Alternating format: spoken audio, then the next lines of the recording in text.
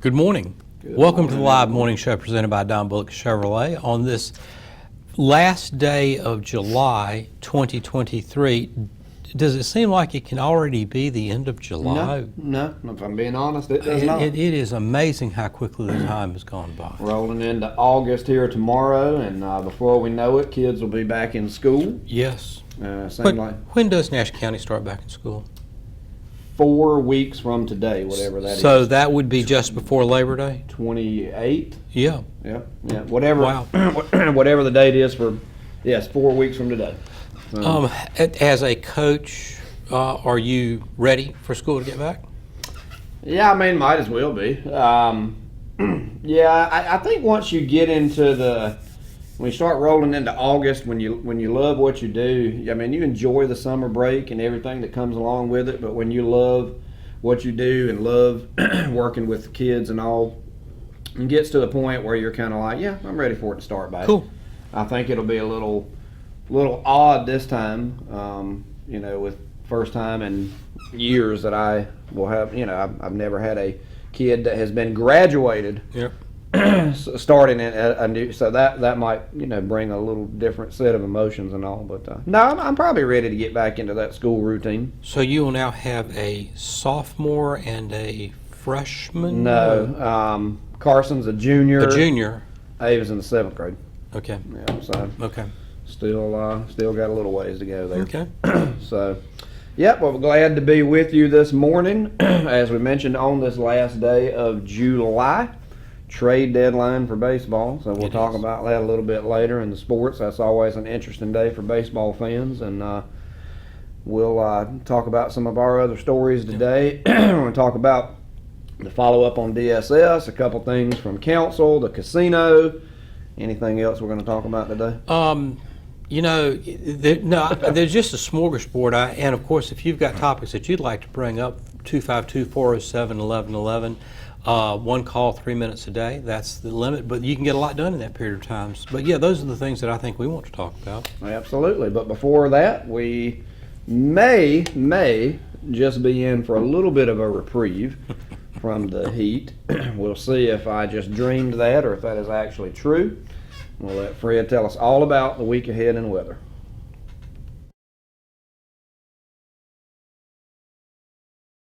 This weather segment is brought to you by Fred's Food Club, the home of rock bottom prices. Accepting cash, credit, debit, and EBT cards. New extended hours in 3 locations to serve you in Rocky Mount, Wilson, and Greenville.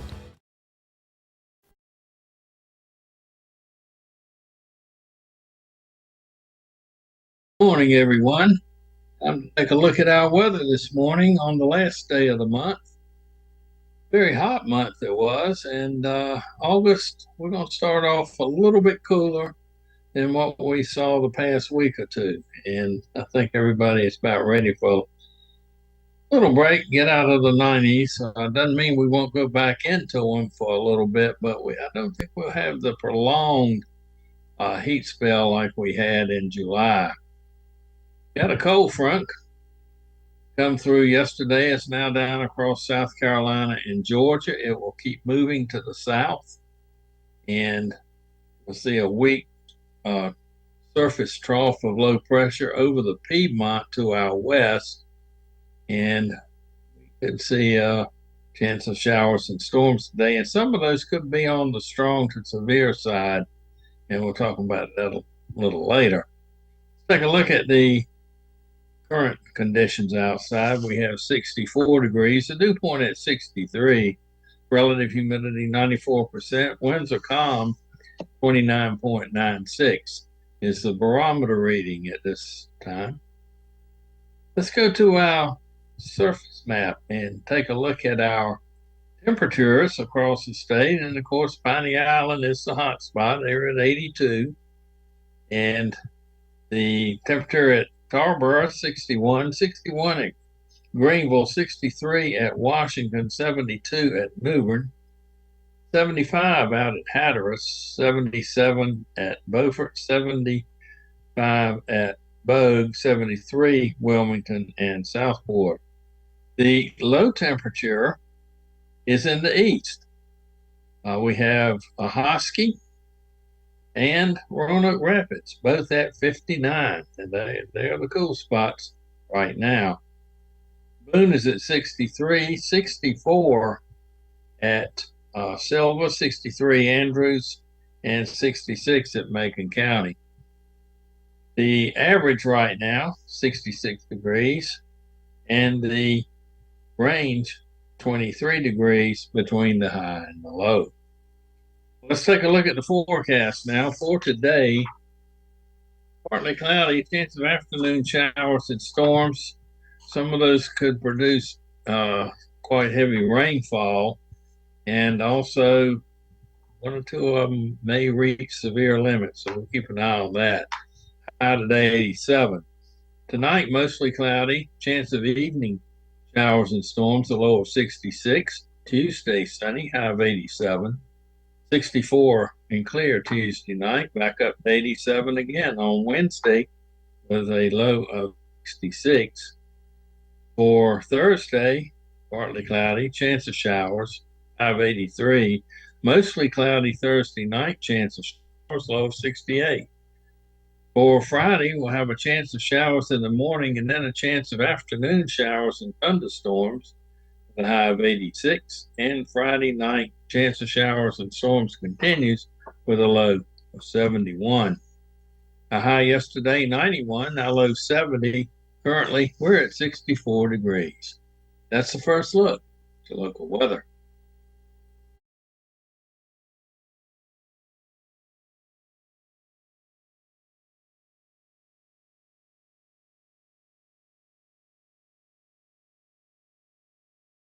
Welcome back. I do think we've got a reprieve in the weather, Wayne. Oh, I told you. I mean, we were talking off air about a couple of things. One, that it does feel much better outside today, and yesterday that it was actually. It's amazing how it's all a matter of perspective, because how cool 89 feels compared to 99 and 100. Yep. No, it was. If you have not stepped outside this morning, it is. I'm not going to sit here and act like you need a jacket kind of cool, but it's noticeably cooler than any morning I've stepped out in the last month. Oh, absolutely. Yeah. And just before we get started, tell everyone what you did this weekend. Well, played a little golf. How'd you hit it? Terribly. And what did you shoot? Probably like 82. That's terrible. I hate him. I truly hate him. 82 is terrible. It is bad. It is. I watched Carson play AAU ball. Went to church. Spent time with my family. So yeah, good weekend. I'm so happy for you. It was terrible. So happy. Terrible. So terrible. happy. Terrible. Where did you play? Terrible round. The river. Not a bad course. Love the river. Not a bad over course. there with Randy. Yep. Does an amazing job over there. Probably my favorite little place to play. Good. I'm just curious. What are some of the other places you like to play? I don't play a ton, but there's a couple courses down. So why would you, when you shoot an 82? Why would you play more? Yes. Well, it's I should be playing more, obviously. Yeah, so that I could actually get good at the game. Yep, if I could actually get good at the game, that's for sure. So if I played a little more, I might be better. So, yes, you might. When was the last time you played any? I played around. It has been years. Yeah, when I was in Dallas last month with my son and daughter-in-law, we went out to the driving range, and it felt. In one way, it felt very good to have a club in my hands again. Yeah. In other ways, it just felt so awkward because I really hadn't. If you don't do it on a regular basis, it just feels awkward. You shoot 82s if you don't do it on a regular basis. That's right. I agree. I agree. There's so much I want to say to you right now that I just. And the Braves swept Brewers. The Braves this did weekend. sweep. In a normal scenario, that would have helped you, but I don't know what. I don't know. Are you going to lose a lot of your players today? I don't. Well, it's obvious that Arenado's not going anywhere. I don't think Goldsmith's going anywhere. We lost Jordan Hicks yesterday. We lost Jordan Montgomery to trade. I don't know. I mean, the completely honest answer is I don't have a clue where the Cardinals are going. We'll see what happens today. I really don't. Well, let's talk. Let's talk casino. Let's start with the casino that has been proposed. Let's go back and look at the original story All right. that started this, and then there are comments that have been made by both City Council and by Nash County Yep. Commissioners that we can transition into. But just to refresh the memory, and not to assume that everyone knows the background of the story. North Carolina could open up 4 new casinos, 3 of them on non-tribal lands, under a proposal that House and Senate lawmakers are discussing. As the talks on gambling between Republicans in both chambers continue, both House Speaker Tim Moore and Senate Leader Phil Berger said that at least 3 new casinos could be authorized in Anson, Nash, and Rockingham counties. A 4th casino could be authorized for the Lumbee Indian tribe to operate in eastern North Carolina. The Lumbees don't have full federal recognition from Congress, something that North Carolina Senators Tom Tillis and Ted Budd are seeking to address with legislation they introduced last year. But Moore said he doesn't believe the tribe would need any further federal legislation to be able to operate a casino of their own under the proposed state lawmakers are considering, since it's, quote, an entirely state licensing agreement, end quote. The proposal, which would allow the casinos to be built as part of a so-called entertainment district that would include hotels and other commercial developments, would likely also give the green light to state-licensed video gambling machines. The effort by Republican lawmakers to reach an agreement on new gambling legislation before the end of the year's session, which was originally slated to wrap up by the end of last month, the end of June, before being extended into the summer due to budget negotiations that also remain ongoing, comes as more casinos open across the state line in Virginia. That's a key point in this story. In particular, GOP lawmakers have cited the new Caesars Casino Resort opening next year in Danville, Virginia, just an hour and a half northwest of Raleigh, as a reason to consider allowing casinos in North Carolina, where the only casinos currently allowed to operate are on tribal lands in the western part of the state. But while the top-line provisions of the proposal seem to be the same in both chambers, the 2 GOP leaders had different updates to share regarding the status of the talks between the House and Senate. Moore, who is the Speaker of the House, said the House received a draft of the gambling bill from the Senate last week that had both been shared with House Republican leaders to get their feedback. Senator Berger, on the other hand, President Pro Tem of the Senate, told reporters that while there had been drafts of various parts that had been shared, there isn't a full bill.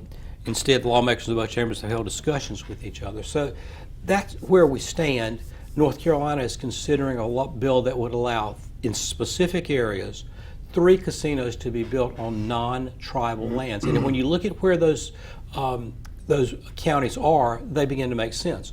Rockingham County is adjacent to Charlotte and right on the North Carolina, South Carolina line.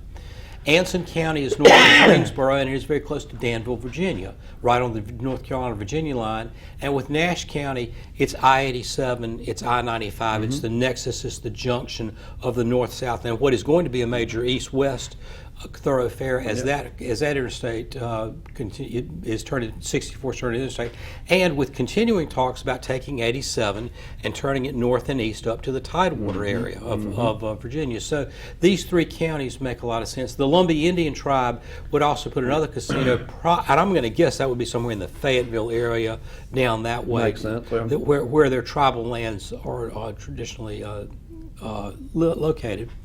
A couple of other things here. GOP has already admitted they're doing this because they do not like the tax revenue, the money going across the border to Virginia as opposed to being spent here. And there's a relation to another story we'll come back to with this. That's why that is the reason that they're doing this.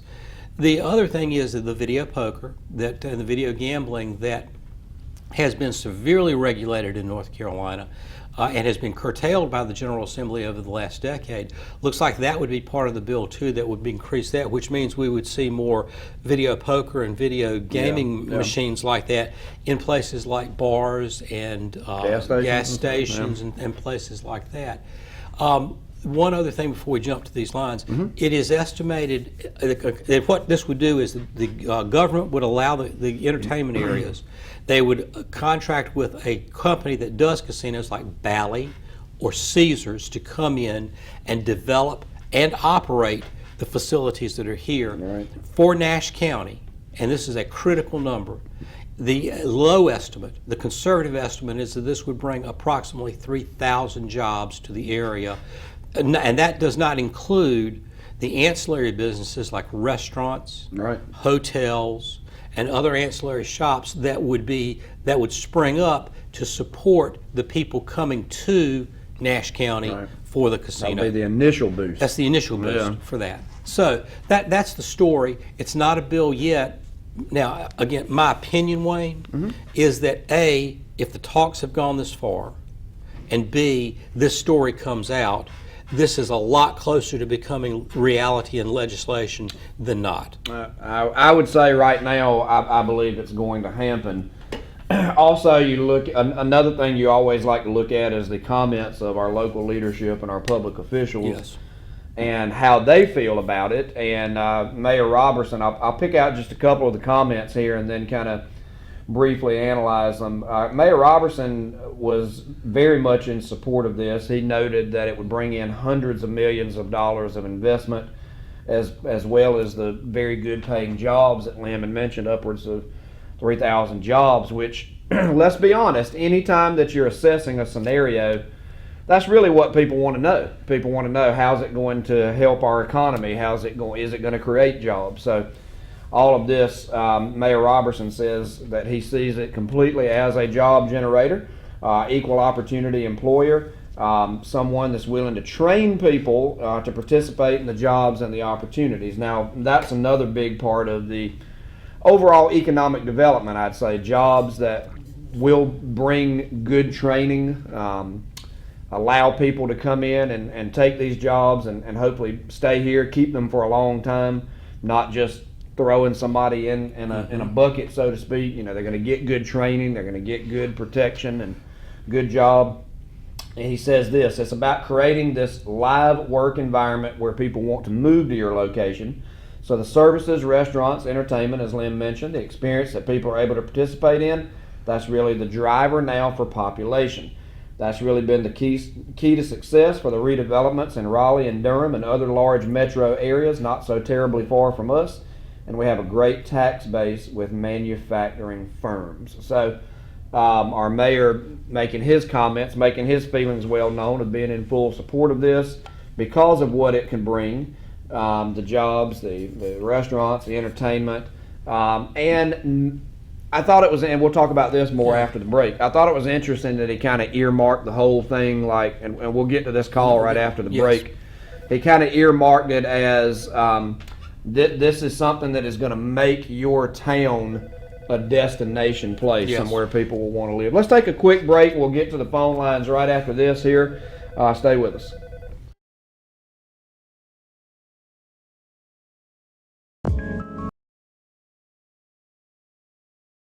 So back to what we were talking about, you know, the comments on the casino, like you say, Lim, looking at it from a job generating standpoint, that's obviously a big thing.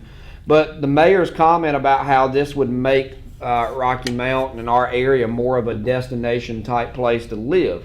I don't know exactly how I feel about that comment, because I think, you know, casinos are they can be a very divisive thing. Maybe in the general scope of it, people look at it as, okay, if there's a big casino somewhere, that makes that area look more like a cool place to live. Maybe, even if I don't gamble, perhaps. But would you say you're completely in agreement with those comments, that it makes it more of it says a destination, a place that anybody would look at and say, okay, there's a casino in that town, they must have good things going on there? Well, I don't know if I agree with that last statement. If you've ever been to Atlantic City, you'll understand that that's not the case there. It has fallen into it's just not a very welcoming place to be. But to make it a destination, I think absolutely. You've got people, especially as you have people driving north and south whose destinations are coming from the Northeast and are going to the Southeast to Florida, both states that have casinos and racetracks and dog tracks and places like that. So I think that it would very definitely drive the north-south traffic where people are accustomed to having access to casinos like this. And go back to what Rocky Mount was when the interstate system was opened, the halfway spot between New York and Florida, New York City and Miami, places where people can stop. And I don't think there'd be any question that a well-run gambling establishment that was easily accessible from 95 would be a destination. I think people would begin, certain people would stop and say, yes, let's do that. We'll rest and spend the night there. Let's gamble a little bit, and we'll be on our way going back north or south. There you go. No, I agree. I think that's exactly how you have to look at it. Now, Tom Betts, obviously a prominent businessman, active in civic matters here at Carolina Gateways. He said he was very much in favor of this, mentioning that this would bring more hotels, more restaurants, more industry. It would be an excellent tax base, and he said point blank he did not see any downside to this. So I think I think you got to put a lot of merit in what he would say. I mean, this is what he does for a living. This is his livelihood, is to make those type of assumptions and promote the area and everything like that. So for someone like Tom Betts to say, I don't see a downside to it, I think that would have to make people stop and say, okay, maybe this is really, really a good thing. He said he did not believe a casino would increase crime. Last thing casino operators want is crime, he said. They want everything safe, clear, and clean. So anyway, I think that is the type of things that you look at. I have talked to several people. There's a lot of people, Lim, their initial opinion of this is negative. I think that comes more from a personal feeling towards whatever casinos and gambling are. I know people that are very much against gambling of any form. And so they're not necessarily looking at it from a full-fledged economic scenario like maybe we're presenting. They're just looking at it as, I don't gamble. I've had bad experience with family that gambles and become, so they might be looking at it that way. We have a caller. Good morning. You're on the air. Good morning. It sounds like Brother Wayne. You're right. It is. I was calling in because I wanted to know, what days do you work, Monday through Friday? Typically, Lim and I do Monday and Tuesday, and occasionally we'll pop in and do another day. But it's always Monday and Tuesday. Yeah, well, one of your hosts said that you don't work. They're mistaken.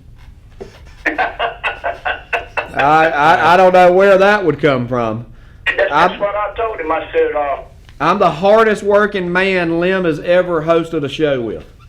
I know you are. You do a good job at the job you do. That's probably a true statement. It is. It's a very true statement. I appreciate the support, my sir. friend. Thank you for calling. Thanks for calling. Thanks for calling, sir. Yes, sir. Yeah.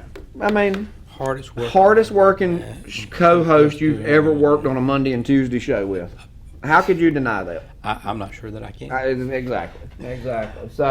So looking back at the casino, so I think people will have mixed opinions of it, obviously, but overall, I think that the decisions, obviously, Lim, have to be made on what drives things economically.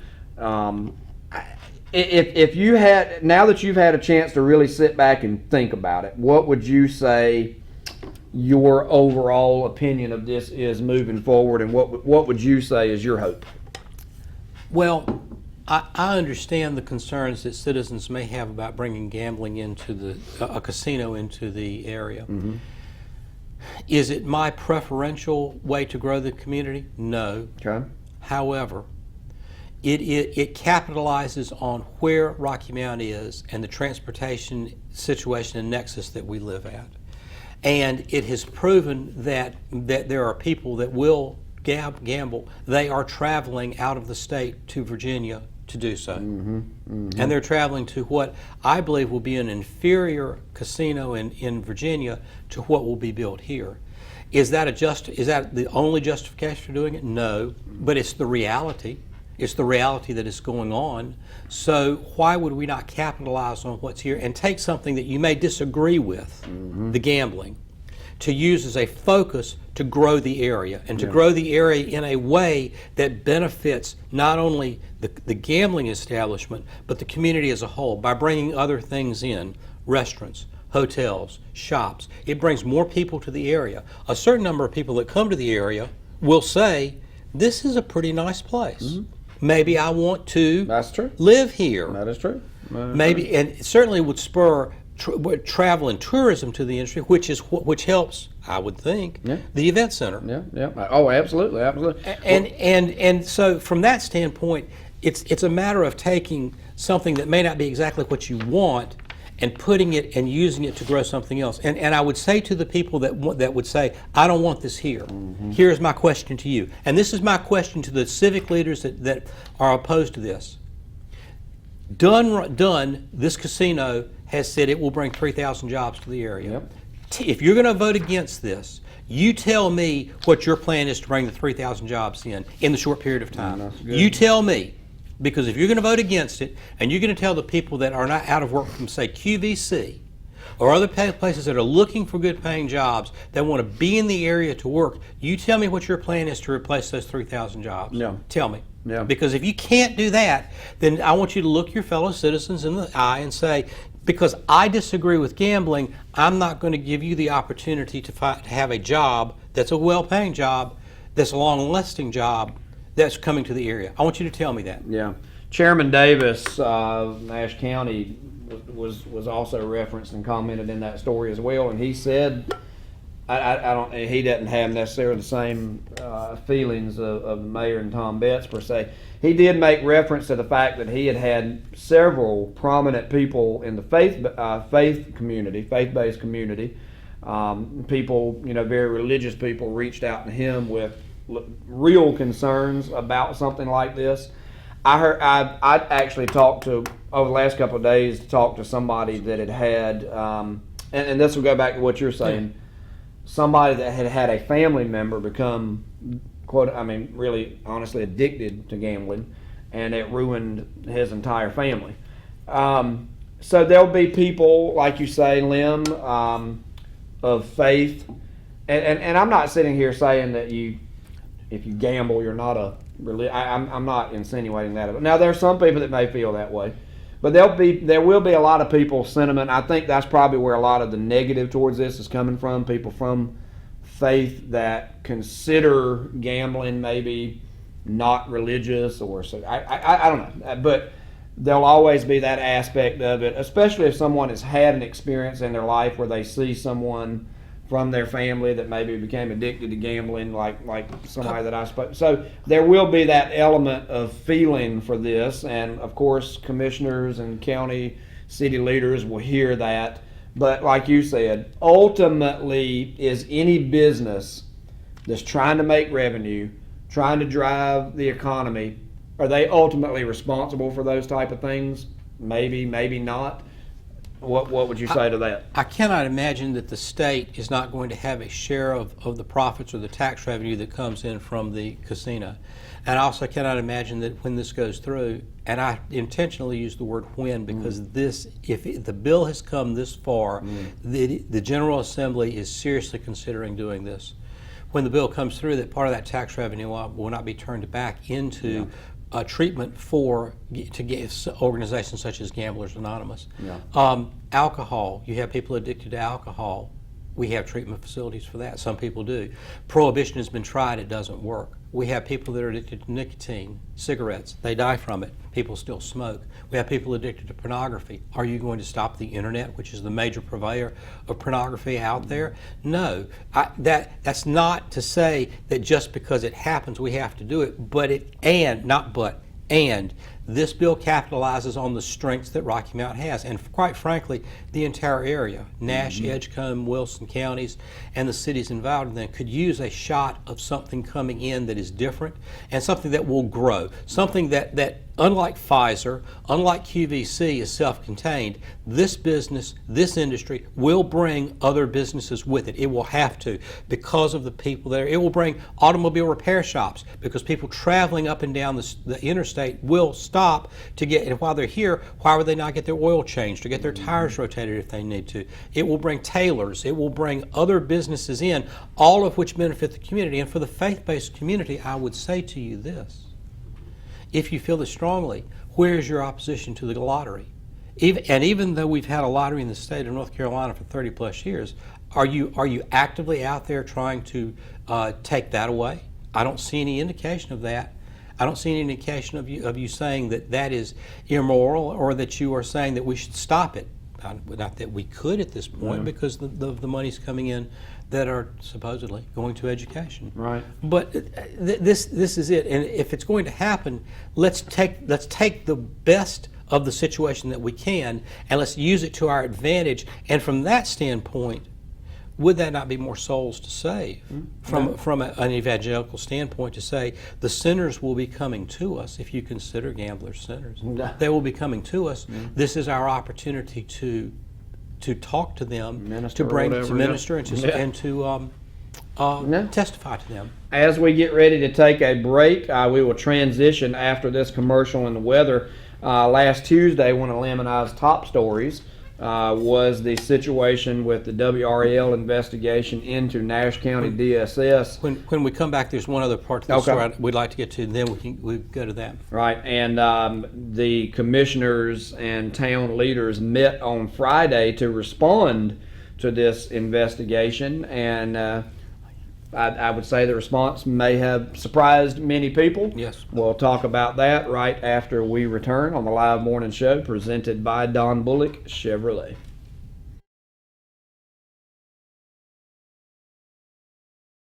This weather segment is brought to you by Fred's Food Club, the home of rock bottom prices. Accepting cash, credit, debit, and EBT cards. New extended hours in 3 locations to serve you in Rocky Mount, Wilson, and Greenville.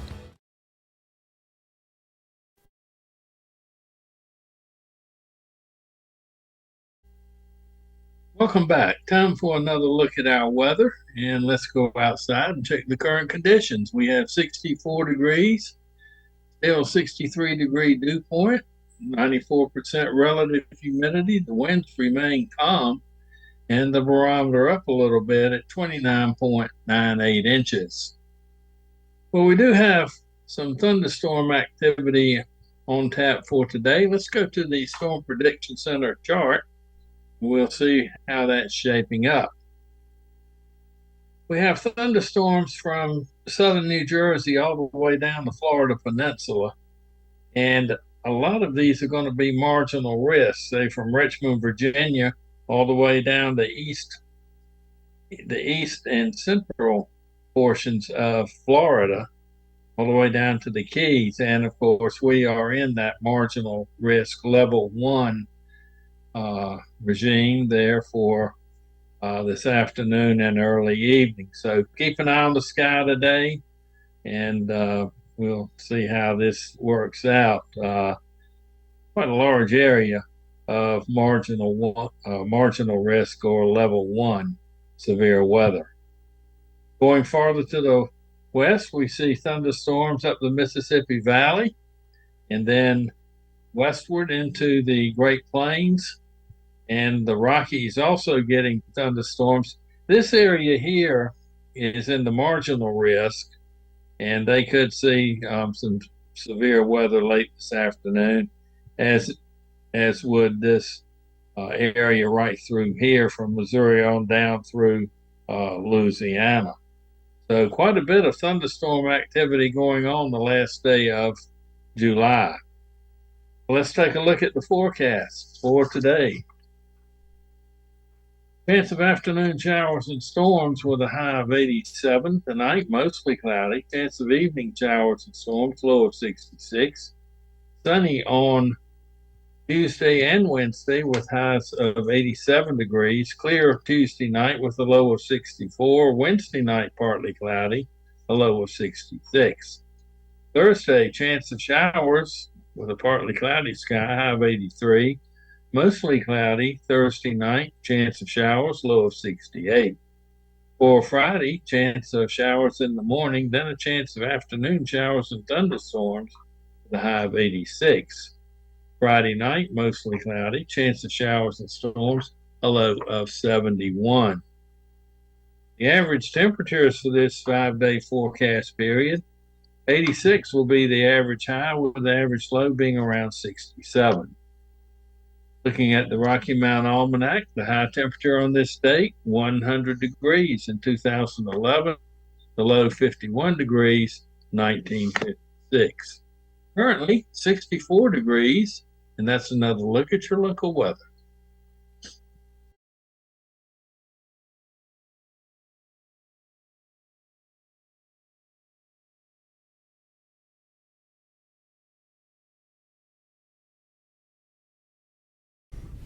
Welcome back to the live morning show presented by Don Bullock Chevrolet. We were just talking off air how amazing it is that we've gone last week from such high temperatures and abnormally high temperatures for the last part of July to what now are going to be somewhat abnormally low temperatures for the first week in August. Yep. And I'm not complaining about that at all. It's going to be it's going to be very nice All right. to have the more moderate temperatures, but we should be in the upper 80s to low 90s consistently both times, not substantially above that nor substantially below it. Yeah, so it'll feel like we're making our way into September almost instead of into August. But before we shift gears, you wanted to bring up one last point. There are a couple of things here, and the Nash County Board of Commissioners have voted to hold a referendum on whether the county should be among 4 sites in North Carolina that would host a proposed casino complex. The board voted 6-1 to put the question to voters during a special called meeting on this past Friday. The measure's approval came after a nearly 3-hour closed-door session in which the board discussed that matter and other business, as officials said. I think we'll get in our next story to what else the board discussed during that closed-door meeting. As we've talked about, the General Assembly is in the preliminary stages of developing a plan to build 4 gambling casinos in the state to build most economic development and compete with the gambling concerns in other states. Still, concerns generated a draft bill in the legislature and statements from legislative leaders have generated concern among gambling opponents.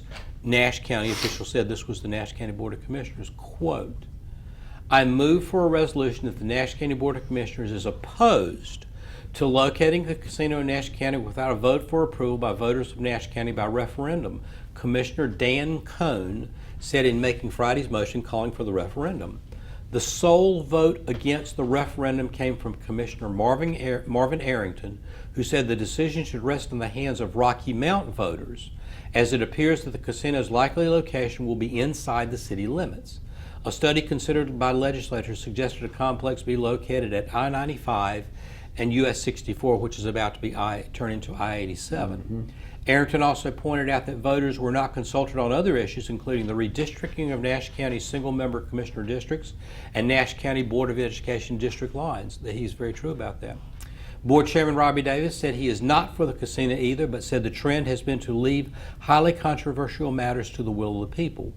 Fred Benfield supported the referendum and said the recent redistricting of the school board should have been done by referendum also, quote, and this is Commissioner Belfield, "I do believe in hearing from the people," he said. "I'm not opposed to a casino being located in Nash County." Commissioner Gwen Wilkins also told her colleagues that the issue of a casino being built in Rocky Mount should be put to voters of Rocky Mount in a separate referendum. Commissioner Sue Leggett said she was also willing to leave the matter to the will of the people, quote, "I do have serious reservations about the project locating here," she added. One of the other things, too, that has been pointed out is that the Nash County Board of Commissioners learned of this move by the legislature through the news media. It does not appear, as we can tell, that the Nash County Board of Commissioners was contacted by anyone in the General Assembly to let them know that this legislation was working its way through the through the General Assembly or had been started by the General Assembly. Another situation, as you had mentioned, with media coverage being surrounding the question marks here. Lim, you and I discussed in much detail this past Tuesday about the WRAL investigate findings of the leadership with DSS. Same person being over both of the cases that we mentioned with two child's deaths. One we just had this year and another one back in 2020, I believe it was. So obviously one of the things that we talked about on Tuesday was, how would the leadership respond to this? Yep. The county commissioners had a 3-hour closed session meeting that you had just referenced. They discussed the situation here, and one of the questions was, would there be any accountability? Would there be any change in leadership? After the meeting, we learned that there will be no change in the department's leadership at all after the WRL Investigate story came out. One of the District 2 Commissioner, Fred Bedfield, said that we discussed how this got into the news media, something that we didn't even know about. That was discussed. As we talked about Tuesday, WRL Investigate released the update about the ongoing investigation. Talked about Chase Hilliard, allegedly killed by his mom back in 2020, and then 8-year-old Crystal Lane murdered by her grandmother this past February. And according to the report that we had discussed back on Tuesday, that in both cases it was reported that recommendations were made to the Nash County DSS to remove both of the above referenced children from their homes prior to them dying, and that no action was taken.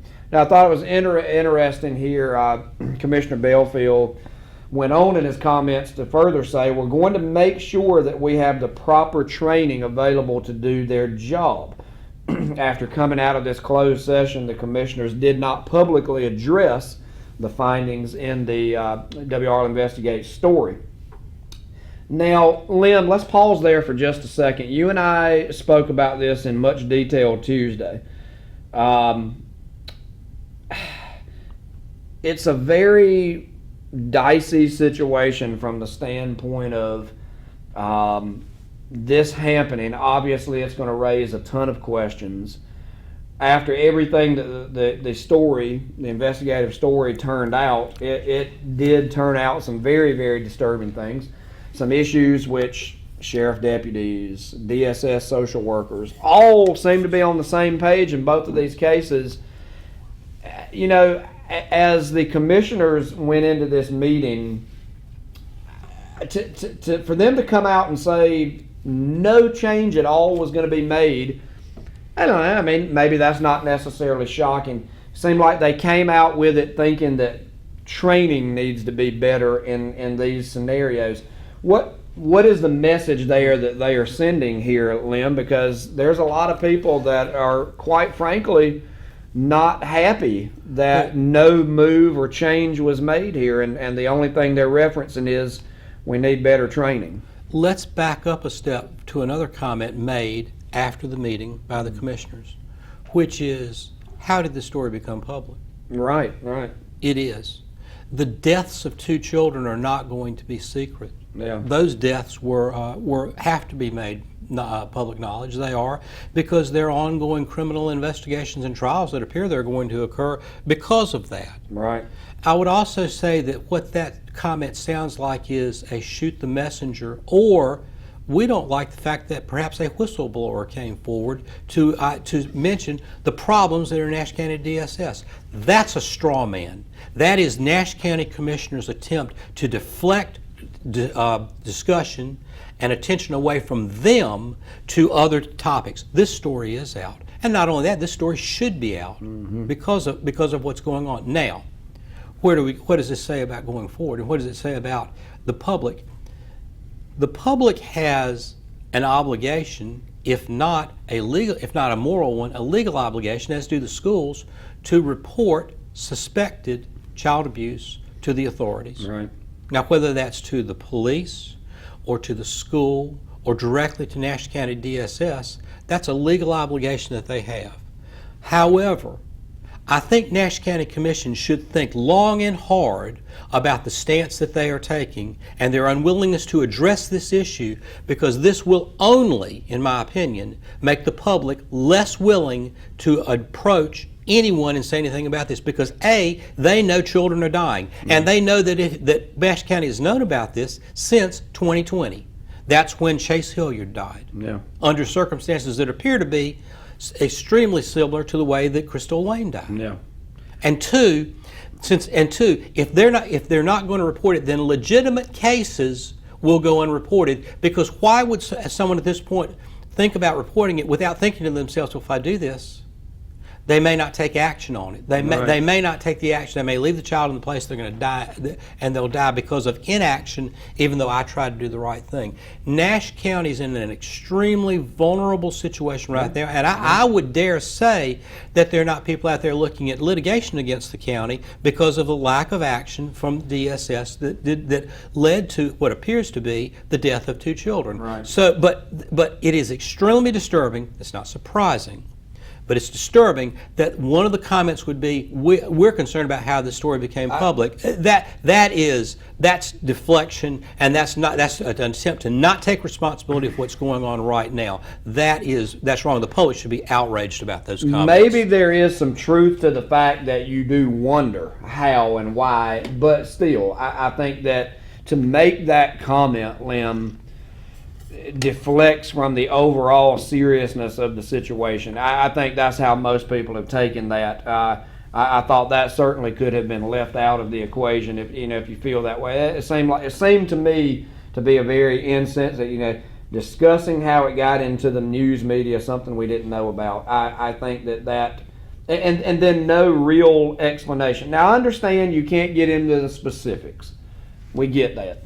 But to me, looking at the comments and the aftermath of this closed session from Friday, I think it leaves a lot of people more or less under the impression that there's just something going on here that maybe we're not aware of, or something being covered or protected. It just doesn't seem to add up from that standpoint there. So we'll just have to keep our eye on that and see exactly what happens. But I think more people are unsatisfied with their response. How can you make no changes at all? Like I get it. Like, and we even said on Tuesday, there's always 2 sides to the story, and there's a lot of moving parts that go on behind the scene that we're not quite aware of. But it seems really odd that you would find no need to make any type of change or any type of adjustment after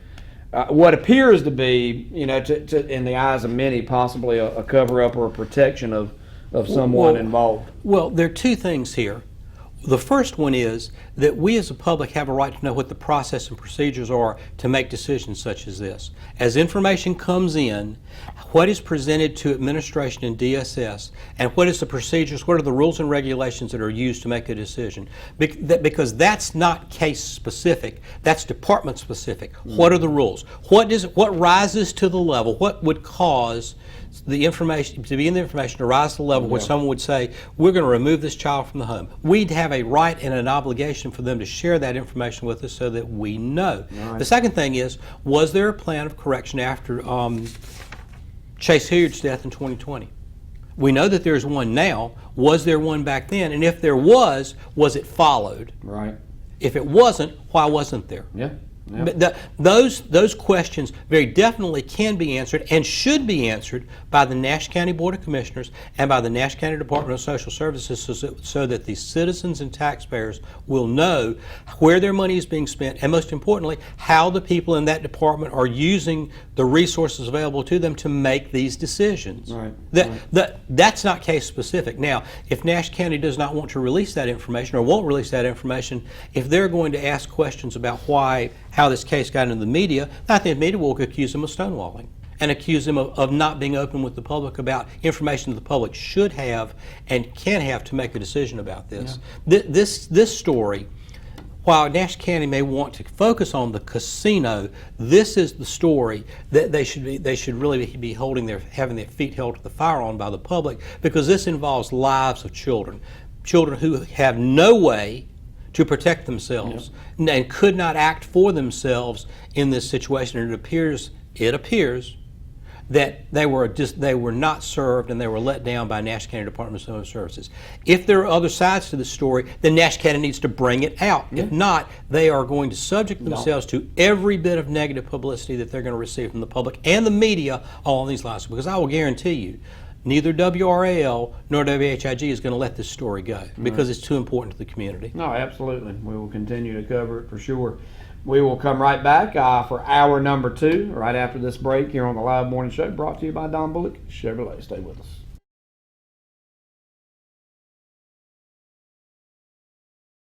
Before we switch gears, Primary Care Urgent Care is open with new services available. They have a full-service lab and x-ray, 107A Nashville Drive in Nashville, across from Ribeye Steakhouse. They're taking appointments. You can call 252-676-8285. And yes, this is a local number. And then there's a community worship this Sunday, August 6th at 6 o'clock at Word Tabernacle Church at 821 Word Plaza. A gathering of the body of Christ from across the Rocky Mount community. Anyone that wants to get together with fellow worshipers, followers of Christ of all denominations are welcome to go and attend that gathering. Lim, another thing that we wanted to touch on, we continue to hear calls and comments in city council meetings about the overall lack of development of things in Edgecombe and how Nash County seems to still get everything, and Edgecombe's not seeing enough love.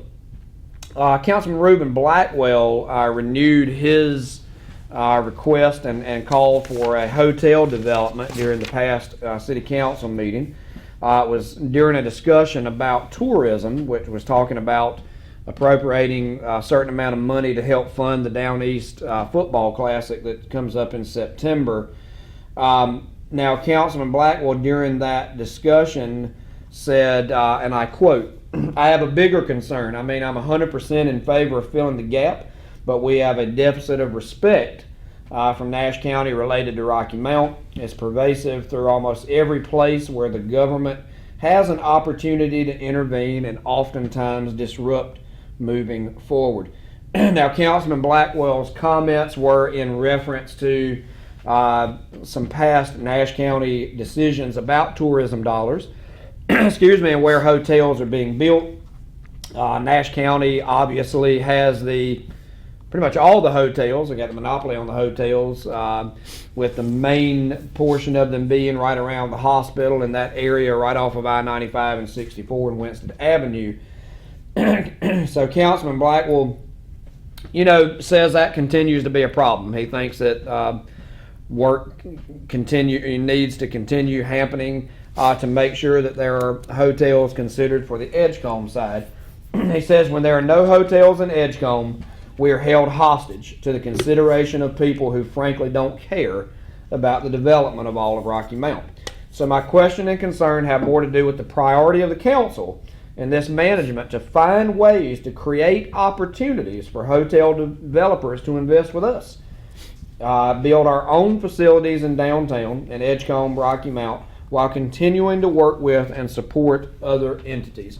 Now, I'll pause right there for a moment, Lim. I know a lot of the people have had different reactions to his comments. I think these comments obviously come from a legitimate concern. He represents the Edgecombe side. This is something that we tried with the downtown developer. We tried with that individual, Mr. Hunt, I believe it was, to bring that, and he was indicted on some charges, so that kind of fell through.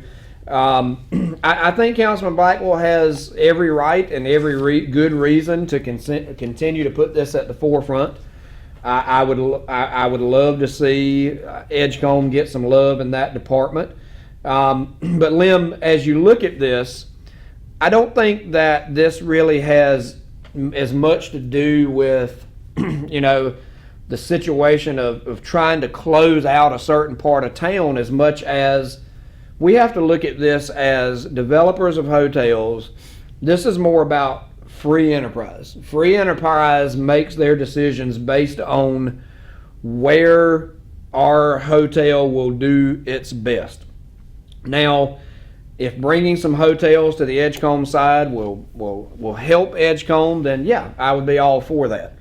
But I think we've got to be careful that we don't mix, sit here and try to make this sound like people are trying to block anything from coming. Free enterprise is, if you want to develop a hotel, free enterprise means you get to choose where you want to put that hotel. You don't care as an outside developer about local politics and race-related issues, which many things around here are made. You're looking at this as, wherever I build this hotel, I want to put it in a spot that it can be successful, it can make money. And right now, unfortunately, there's a lot of the parts of the Edgecombe side of town that are not conducive to that type of environment. So I appreciate his sentiments, and I appreciate his push to continue to keep that on the forefront. I would love to see it, but I think there's some things that have to be cleaned up and fixed in these areas before free enterprise type things such as the hotels will take that area seriously. What are your thoughts there? Well, I'm glad that Councilman Blackwell made these comments. It's interesting to me that he made these comments on the heels of the announcement that the state may well be putting a casino in Rocky Mount, and it certainly appears to be on the Nash County side. I would ask the City Council to go back and look at their own actions first and foremost, because they've had ample opportunity to place a hotel in downtown Rocky Mount. I point to no further than the Carlton House issue that the Rocky Mount Board of Commissioners stonewalled and prevented from happening. That had that been allowed to go forward, there would be a hotel in downtown Rocky Mount right now. It would be on the Nash County side, but it would be close enough to be adjacent to the sports center to allow people to stay there and use the event center. So if Rocky Mount and Reuben Blackwell are upset about the lack of hotels, in downtown, which I thought downtown was the focus that we were looking at, not just the Edgecombe side of downtown. I thought it was downtown redevelopment that we were most concerned about. If that focus has changed, then the City Council needs to tell us that their focus is now only more on the Edgecombe side of downtown than on the Nash side of downtown. But I've not heard that expressed other than in Councilman Blackwell's comments that there are not hotels on the Edgecombe side of town. If the concern is having a hotel, then why did we not develop the Carlton House property years ago that would have already been in place right there? That's City Council's responsibility, and City Council needs to answer that. However, I would also ask what responsibility Nash County has to the Edgecombe side of Rocky Mount. What responsibility? Because it's been made very clear that they're two separate entities. Yeah. Nash County is going to spend its development dollars where it thinks it benefits Nash County, and because the city is divided, Nash County side of Rocky Mount. Should there be a working arrangement between the Edgecombe County Commissioners, Nash County Commissioners, and Rocky Mount City Council? Absolutely. There's no one that's saying that. However, there's not. There's not a good working relationship between them right now, right. And I don't see that there is any real impetus on any of the three sides to make that work to do that any better, because that means all three sides would have to give up some concessions in order for the greater good to happen. Right. So that's not happening right now. In terms of having hotels on the Edgecombe side of town, you're right, Wayne. This turns around to be a free enterprise system. Unless you're going to have malinvestment and have government step in and manipulate the market. Now, how that would happen would be that an entity such as the City of Rocky Mount says, we're going to make such an economic concession and make the economic conditions so abnormally good that a developer would almost not be able to lose money by putting a hotel in a place that they normally would not do that. Mm-hmm. Now, if that's going to be the case, then you'll find developers put hotels where they wouldn't normally put them in before, because their risk-reward quotient has been so thrown out of mix that they would say, well, we got nothing to lose, let's put it there. Yeah. Now, whether people will actually come and stay would only be determined after the hotel was built. But free market says, let me consider where I best will spend my money and my resources to make the building the hotel potentially profitable for me, not by being subsidized or by economic incentives that distort the market to the extent Right. that calculation is thrown Right, off. because free enterprise and Yep. private investment is what really drives the ship. Carlton House. People Carlton House. have to understand that. The answer to Reuben Blackwell is Carlton House. Why was that development stopped back in 2017 and 2018? Because had it not been, there'd be a hotel downtown right now. already have. It would be adjacent enough to the event center that we would have people staying there, and we would be able to then prove to other developers that it can work downtown. But that was stopped not because of any reason, but the City Council of Rocky Mount said, we don't want a hotel in the way it's proposed on the Carlton House property right now. Yep, absolutely. We'll talk more about this as we continue. We'll take a quick break here on the Live Morning Show presented by Don Bullock Chevrolet.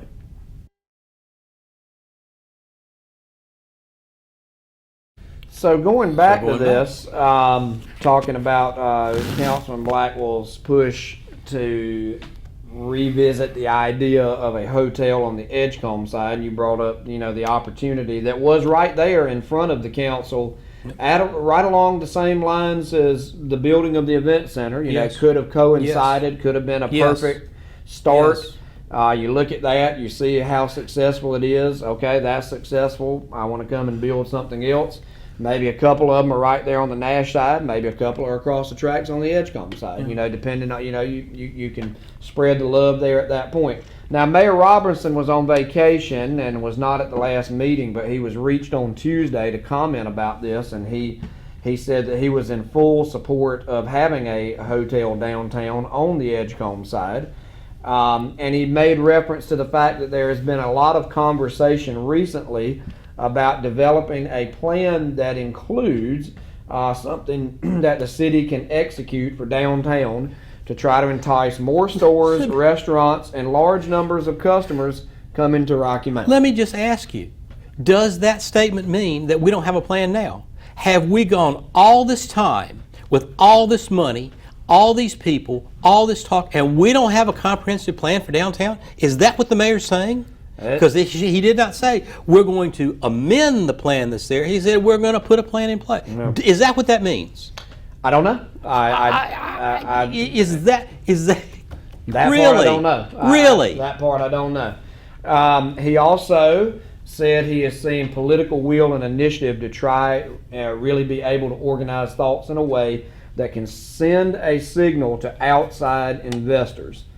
And the signal being, and I quote, "Hey, look, this is what the city is trying to be supportive of and trying to promote. We would love for you to come and be a part of this and create the environment that we can help investors de-risk to the extent that it's possible to do so." I believe that when that happens, we'll start to see things like hotel developments in downtown. So, let me stop there. The preface for his statement is accurate. I mean, private investment, investors from the outside looking and say, I mean, that is the way to be successful. I think most people with a little bit of common sense would understand that is how you build something. That is how you sustain something.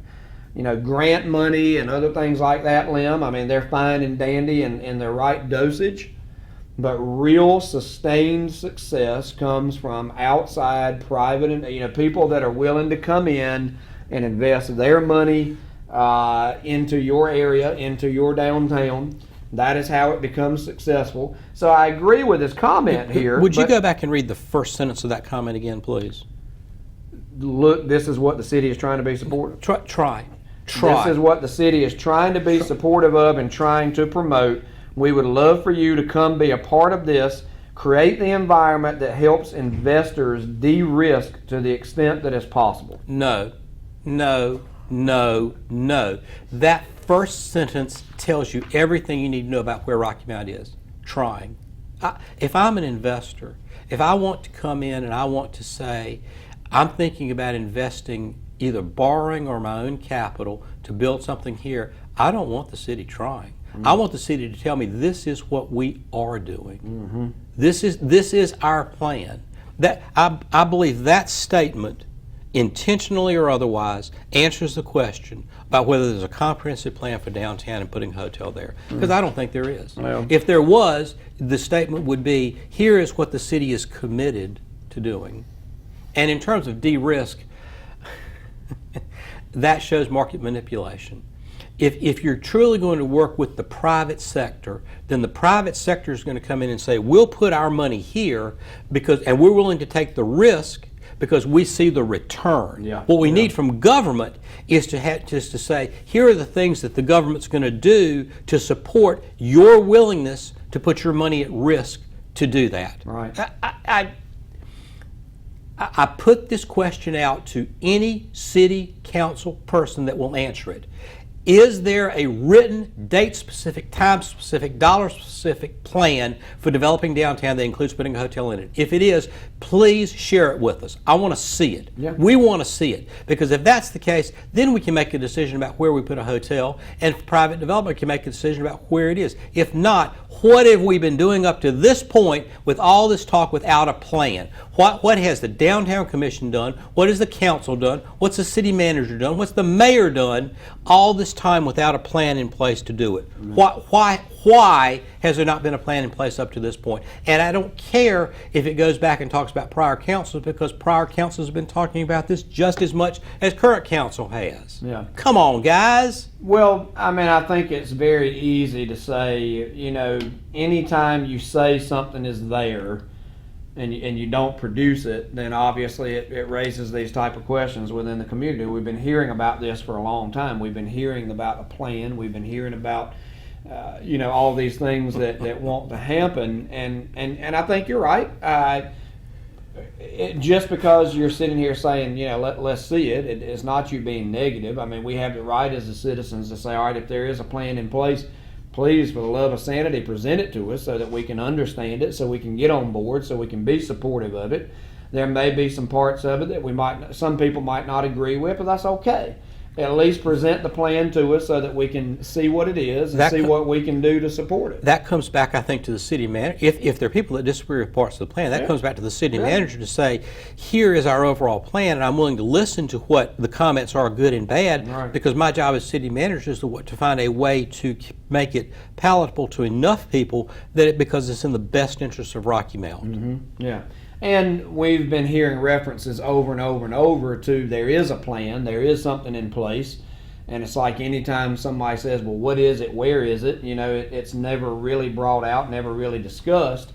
And like you say, Lim, this goes back to, let me ask this question. Because we've talked about free enterprise, we've talked about private, and all of these stories that we're talking about today kind of merge to some degree. Do you think, and I'm referencing back to 2018, $48 million project with the Event Center. I was just in the Event Center this weekend for AAU basketball. Love it. Think it's a great facility. There was tournament going on, a big banquet going on.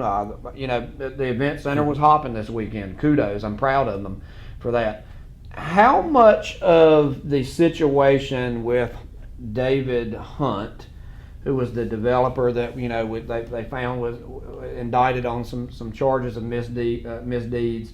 How much of that do you think has really hindered what could have been developed? Because of the way the city is showing that they want to do business here, I believe wholeheartedly there had to have been at least one or two, if not more, private investors out there once this event center was built that had to be thinking, I can do something. I can put something right here at the event center. It may be right here at Nash, maybe right here on the Edgecombe side. There's space for both. How much effect do you honestly think the David Hunt situation negatively affected some of the folks that might have been out there? Because the event center, once it was built, you have to look at, because I hear that all the time. I ask questions. I asked a lot of people yesterday or this weekend. You talk to people as you're standing out in the hallway. You meet people. They want to be able to stay at a hotel right by the event center. Every time Carson's AAU team travels outside of Rocky Mount, The hotel that they stay at is right by the center that they're playing ball. I mean, it's just because most event centers are surrounded by restaurants and hotels. Any other place you build. Do you think the David Hunt thing deterred a lot of, because it's almost as if one person had have been willing to try this and make their investment, put their hotel there, then maybe we would be a lot for. Do you think that really deterred, or do you think that it is just more so the fact that the city doesn't have a clear-cut plan that would enable a private investor to feel good about putting their dollars there? Does that make sense? It does. I don't know the answer. I don't know a definitive answer. I do know that if you go back and look at the conditions that we were in 2018, 19, and 20, we were in a much different interest rate environment and a much more different development environment, especially in 18 and 19 and early 20 before COVID. Yeah. So I would think, and this is my opinion because I don't know, I believe that the fact that a developer such as David Hunt came in and then had to drop out because of legal issues would only have spurred the interest of other developers. Okay. Because another developer would say, what did David Hunt see that I didn't, and can I come in and pick up the pieces where Mr. Hunt had to drop out? Makes sense. Now, once we get into the second half of 2020, COVID changes everything. It does. It just does. Absolutely. And it still does reverberate throughout. But we've come, and we're in a much different interest rate environment now. Well, we're at least 400 basis points higher than we were then, with those options becoming, with the lending options becoming even more challenging than they were back then. So that would have a place on where developers would spend their money to be able to want to develop projects with their cost of financing being more. Yeah. Having said all that, that's a great opportunity for the city to be able to stand up and say, here's our plan. If it's been a plan, here was our plan, and here's how we're going to amend it. Yeah. If there isn't a plan, which I certainly hope that's not the case, but if there isn't a plan, how quickly can the city develop one that says, here is what not we want to do, here's what we're going to do, here's what our commitment is to downtown Rocky Mount, National Edgecombe side, and to both sides of Rocky Mount, because there's a reverse to this too. If council is going to say, we want to develop growth in the hotels on the Edgecombe side of Rocky Mount, then they also need to say, here's what the city of Rocky Mount is going to do on the Nash County side, because it's all Rocky Mount. If Rocky Mount City Council is going to abandon the Nash County side of Rocky Mount in terms of economic dollars, then the only other entity that's going to step in is going to be Nash County to do that. And you can't have it both ways, to say that Nash County is going to not do anything to develop the Edgecombe side of Rocky Mount and the Edgecombe downtown side of Rocky Mount, without Rocky Mount City Council also saying, here's what we're going to do for our citizens and taxpayers on the Nash County side of Rocky Mount. The plan has to be comprehensive and talk about both sides and all the citizens of Rocky Mount, how they're going to be supported and how all of Rocky Mount's going to be developed. Yeah, absolutely. No, 100% agree. And so that's a question that's always stuck with me. It's always been in the back of my mind ever since that, because I had heard. I think we had even talked about this a little bit on the show back then, that there was other possible interest from some outside folks, and you look at downtown Rocky Mount, and you ask yourself, why isn't it further developed? Why isn't there more? And I remember talking to people over the years that have considered it. And they have those reservations that just, I don't feel like enough's going on down there that I can be the one that takes that risk. I just can't be the one that takes the big risk.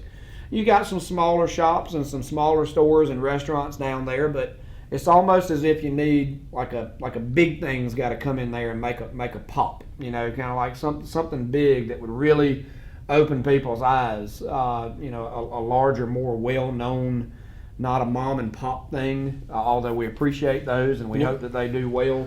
But no one's willing to be the one that takes that big risk. Well, and there's so much of this factor and this undecisiveness of what's going on. What is the plan? What is probably keeping a lot of those other potential private investors from coming. Well, Wayne, we've talked about this before, and the real question is, what does Rocky Mount want to be? What is the plan, if there is one? What is the plan for growing Rocky Mount? Because we can grow it from the top down or the bottom up. Now, the bottom up is small mom and pop businesses, entrepreneurs, startups that come here because their cost of doing business is lower than other places. Yep. They have the freedom and the flexibility to grow the way they want to. Will there be failures? There will be.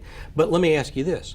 What if there was just one? What if the next Apple or Amazon or Google started in a loft that they had the flexibility and freedom to grow in downtown Rocky Mount? Mm-hmm. What would that do for the community to say, we started it here, they started it here, and perhaps they even located their headquarters here going forward? That's bottom up.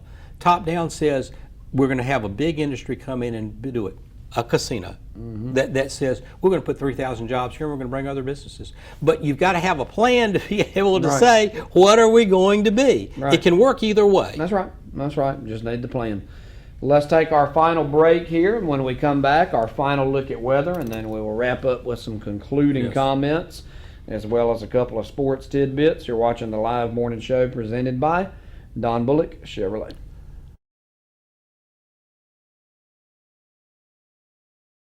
This weather segment is brought to you by Fred's Food Club, the home of rock bottom prices. Accepting cash, credit, debit, and EBT cards. New extended hours in 3 locations to serve you in Rocky Mount, Wilson, and Greenville.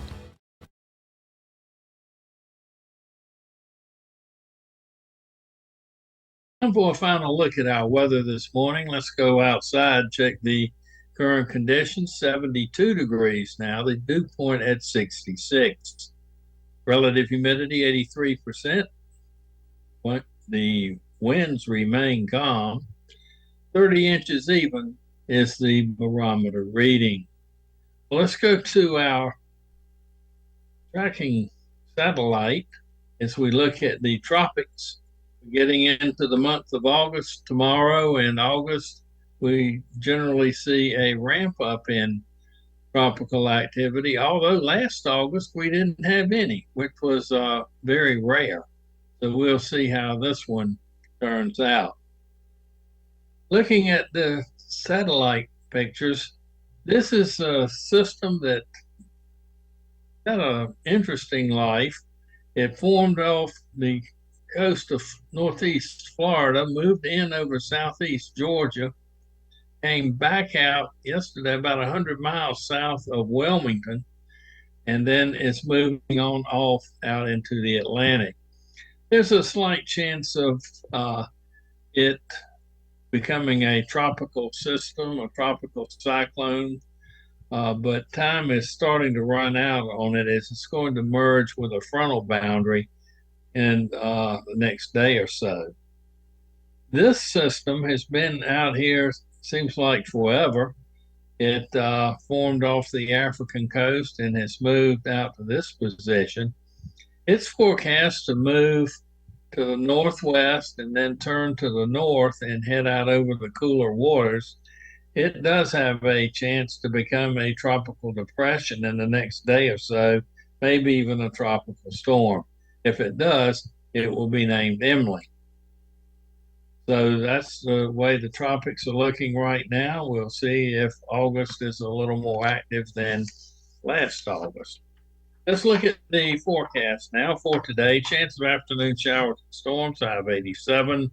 66 our low tonight with a chance of evening showers and storms. Tuesday and Wednesday, both sunny with a high at 87 degrees. Tuesday night clear, low of 64. Wednesday night, partly cloudy, low of 66. Thursday, chance of showers, high of 83. Thursday night, chance of showers continues, low of 68. For Friday, chance of showers in the morning, then a chance of afternoon showers and storms, with a high of 86. Chance of showers and storms Friday night, low of 71. The high temperature in the country yesterday, 122 degrees. That was at Death Valley, California. 35 was the national low at Old Station, California. 72 degrees right now, and that's your weather and the look at the tropics.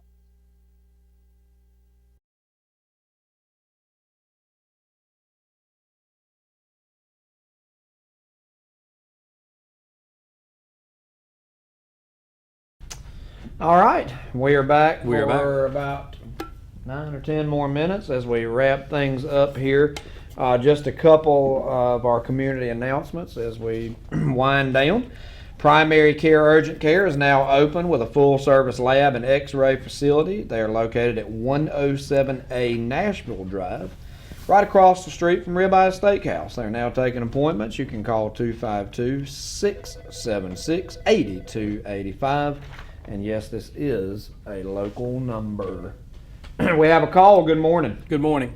Hey, good morning, Wayne and Lim. I just want to follow up on a point Lim made, which is a very good point about the current interest rate environment and so forth. There was a big article, on, I think, WRL and News Observer, Triangle Business Journal about Marriott and the developer up in Durham basically just turning the Marriott big hotel back into the lender because of the rising interest rates. It doesn't cash flow anymore, so the developer just said, here, take it back, and so forth. And that wasn't the only one, but that's what you're seeing too. I think Triangle Business Journal did a big article about the banks, both regional and larger banks, that the feds are looking at their portfolio now with the interest rate environment, and again, being more stringent about lending and so forth.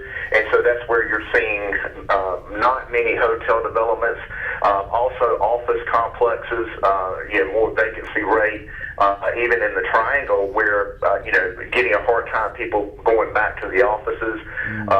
Also Zoom calls, have taken place of travel and so forth too. So again, those are some things to consider too, that obviously if it's impacting the Triangle or other hotel office buildings on a national level, it would certainly impact the developer who is going to be looking at Rocky Mount. And again, these developers, when they build these hotels, they again want to see not just when there's events taking place on the weekend, also during the week.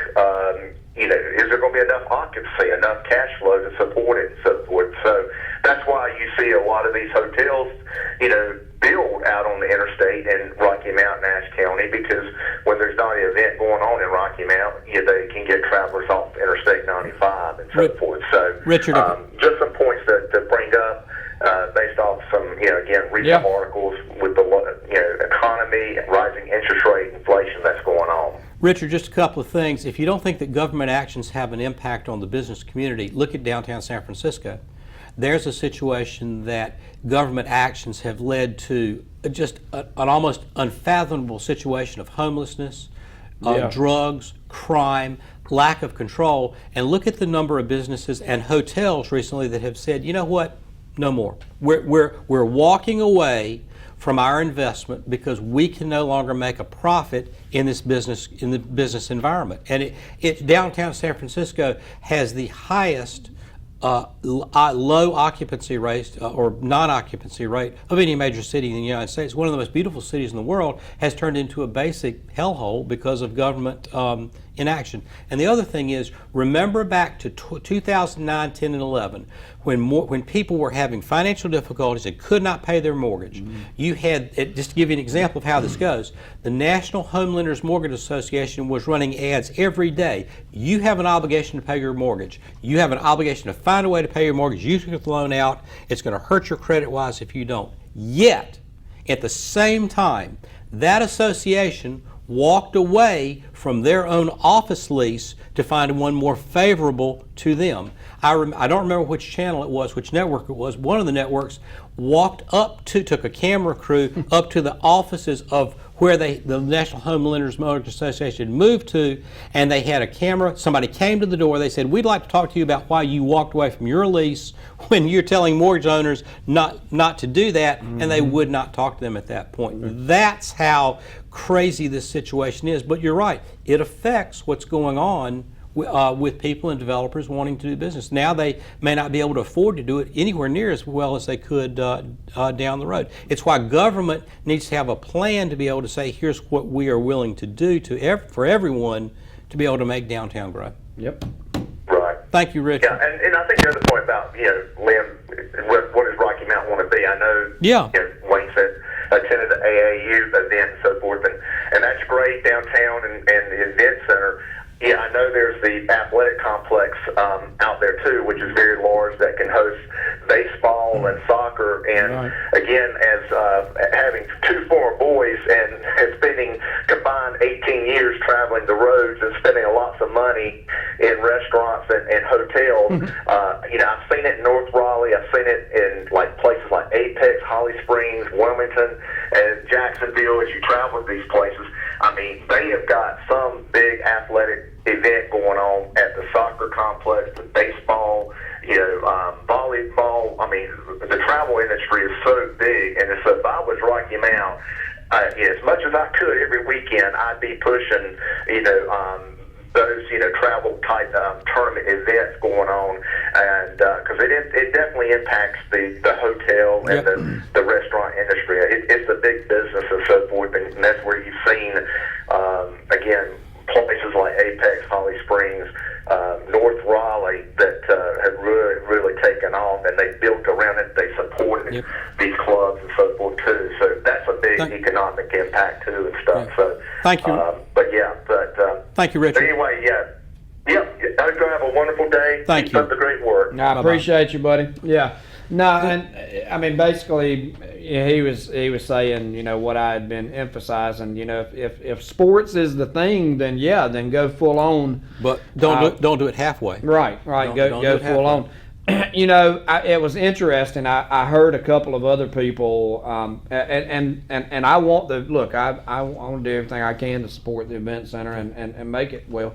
I heard some people having a conversation over the weekend, is what else happens here during the week, because pretty much every weekend there's basketball or volleyball, but so far, and there's big wedding banquets and convention type meals and things like that, and celebrations which are going on, but so far the downside to the event center, which I hope there's a plan in place to maybe fix this part of it as well, is that so far it hasn't found its foothold in bringing in concerts and bigger shows. Very rarely do we see anything of significance going on throughout the week. Like I say, and I'm not counting the weddings and those are good, and those are much needed, and kudos to them for getting those.